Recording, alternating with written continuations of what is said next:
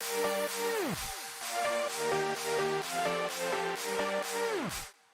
I have, learned through Basali is, knowing the reason for opening this business and the reason for my existence and not giving up.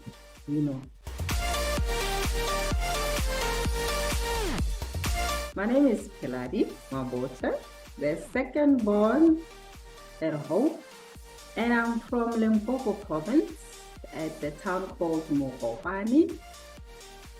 Where does the name of the company originate from? The name of my business is Moloko Kwizeen. It was actually my grandmother's surname. So my grandmother's surname is Moloko. So I cut it in short and I said Moloko, and then I added the cuisine. Take us through your entrepreneurial journey and tell us a little about your business offerings. I do the catering from small to big, mass catering. I do platters, from, corporate companies. I have also done, I'm also registered on the government database. I've done so far 2 functions for them, of from 50 to 100 people.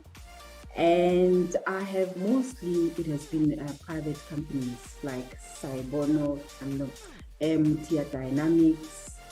I've also done Machalis Water, most of their branches, the one in Northwest, in Hammanskraal, those were like the humble beginnings. I mean, that's where, I initially started and saw that, okay, there is actually a need for my services. I was trained. I have a diploma in food and beverage management back then it was still called Technical Restaurant. It was in the early 2000s. Now it is called University of Johannesburg.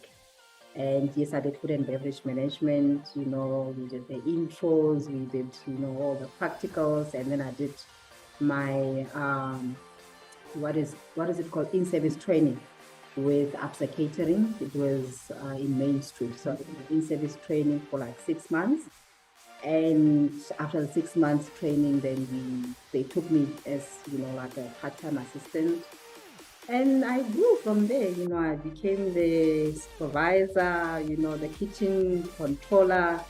And eventually, I think in 2000, then it was in 2002 when I did the in-service training with them. I worked with them from 2003, moved 2004 as a kitchen controller, and up until 2006 where they awarded me a kitchen, one of their kitchens. So I managed their kitchen until I left them in 2007 and I went to the retail industry. Yes, so I have, a diploma in food and beverage management. How did you find out about the Basali Development Programme and how has the program impacted your business? It was through a lady from church. She posted on one of our groups, and I clicked on the link and, I procrastinated at first. I was like, okay. And then I left it. And I think it was just 3 days before the closing date, and I put through my application. I uploaded my CIPC, all the tax papers and everything. And yes, it was through her that I got to know about Basali program. And the sad part is, she was never accepted, but I got through. What I have, learned through Basali is,